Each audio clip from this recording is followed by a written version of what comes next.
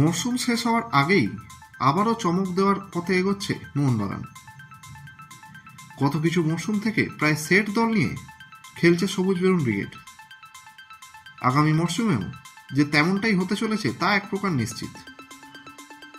তবে সিজন শুরুর আগে কিছু পরিবর্তন করবে দল, আর এখন থেকেই সেই তোড়জোড় শুরু করেছে বাগান ম্যানেজমেন্ট। সূত্রের খবর, এবার মোহনবাগানের রেডারে রয়েছে নর্থ ইস্ট ইউনাইটেড এফসির বিদেশি খেলোয়াড় মোহাম্মদ আলী বেমামার। চলতি মরশুমে নর্থ ইস্টের হয়ে বেশ ভালো ফুটবল খেলছে বেমামার। শুধু রক্ষণ সামলানোই নয়, গোল করার ক্ষেত্রেও কৃতিত্ব রাখছে 34 বছর বয়সী মরক্কোর এই ডিফেন্সিভ মিডফিল্ডার। এবারের আইএসএলে মোট 18 ম্যাচে একটি গোল রয়েছে তার নামের পাশে।